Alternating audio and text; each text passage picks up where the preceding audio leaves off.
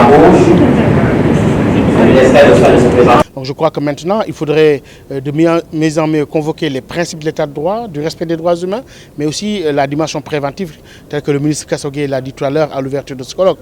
Et je crois que c'est pour cela que nous avons organisé ce colloque-là, pour véritablement réfléchir sur ces questions-là, pour avoir l'avis des experts, mais aussi de toutes les composantes de la société, parce que je crois que la lutte contre le terrorisme au Mali doit aussi aller de pair avec le processus de réconciliation de ce pays qui a besoin de paix, qui a besoin de stabilité, mais qui est en fait un pays de paix, de par sa tradition, de par sa culture. Donc les Maliens ont les ressources culturelles endogènes nécessaires pour construire la paix et aller vers la réconciliation.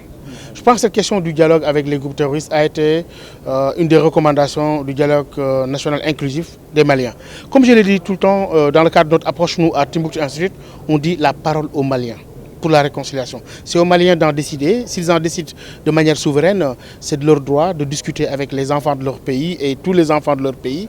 Et je crois que peut-être que le dialogue a toujours été utile dans tous les conflits. Et il n'y a aucun conflit dans l'histoire de l'humanité qui s'est terminé sur le champ de combat. Là, ce colloque-là est très important pour nous, pour avoir aussi l'avis des autres pays qui sont là, le Burkina Faso, le Mali, le Niger et le Sénégal aussi qui est présent. Donc je pense que ces expériences croisées-là, cet échange de bonnes pratique sera quelque chose d'utile et mobilisable pour les acteurs pour la résolution de ce conflit.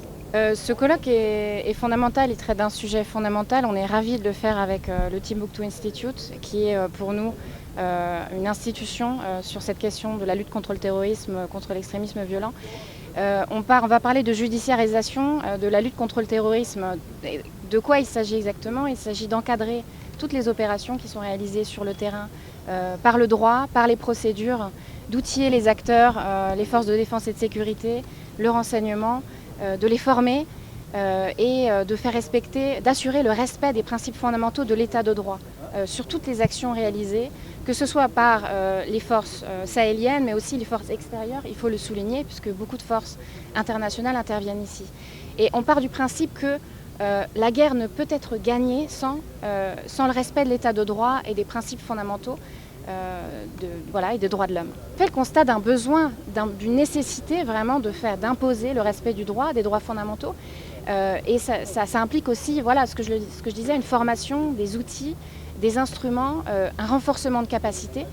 Et je pense que nos études, les études qu'on réalise, que le Timbuktu Institute réalise, les recherches qu'on finance, ça sert à ça justement. Ça sert à faire améliorer la situation. Et encore une fois, l'actualité nous montre que les armes ne suffisent pas à faire évoluer la situation. Il faut imposer le droit, il faut imposer le respect des droits humains à tous les acteurs, y compris à l'encontre de groupes ou d'individus qui emploient la terreur à des fins idéologiques, à des fins religieuses, à des fins politiques. Le droit doit s'appliquer partout, en toutes circonstances, à l'égard de tout le monde et de la même manière.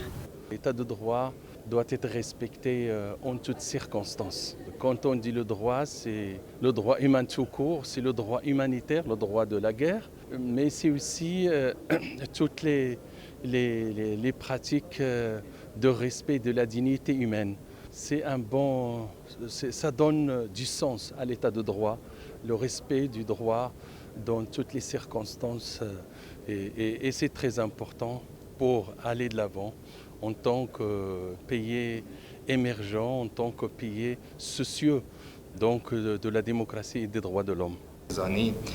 Le nombre de victimes augmente sans cesse, accompagné de son lot de conséquences désastreuses. Selon le rapport du Bureau des Nations Unies pour l'Afrique de l'Ouest et le Sahel, le UNOWAS, le nombre de victimes a été multiplié par 5 entre 2016 et 2019. Les événements récents de ce mois de juin 2021 confirment malheureusement cette thèse. L'attaque meurtrière de Cholan au Burkina Faso, qui a fait plus de 160 victimes selon les sources gouvernementales, est la pire attaque depuis plus de 5 ans. En effet, la région du Sahel vit une situation sécuritaire extrêmement fragile. Cette situation pousse les experts sur la question à s'interroger sur l'avenir des populations riveraines du golfe de Guinée après ce qui s'est passé au bord du lac Tchad où les attaques sont quasi quotidiennes. La judiciarisation de la lutte contre le terrorisme, défis et enjeux, c'est le thème central de ce colloque régional, premier du genre dans la sous-région, organisé par le Bureau régional État de droit de la Fondation Konrad Adenauer en partenariat avec Tombouctou Institute. Perçu au départ comme un phénomène extérieur, par ses fondements, ses origines, son organisation, son fonctionnement et ses modes opératoires, le terrorisme a fini par vite s'imposer à nos États au point de constituer, ces 10 dernières années, un véritable goulot d'étranglement pour la sécurité, la paix et la stabilité auxquelles aspirent nos populations. Les attaques répétitives des forces de défense et de sécurité de nos États, avec leur cortège de pertes en vies humaines, de destruction des biens et de violations des droits de l'homme, ont conduit dans l'urgence à la création de structures judiciaires spécialisées, mais aussi à l'adoption de mesures législatives adéquates quant à la prévention et la répression de toutes les formes de manifestation du terrorisme. C'est à ce titre que le Mali, à l'instar des autres pays du Sahel, s'est doté d'un pôle judiciaire spécialisé de lutte contre le terrorisme et la criminalité transnationale organisée et a adopté une loi portant répression du terrorisme.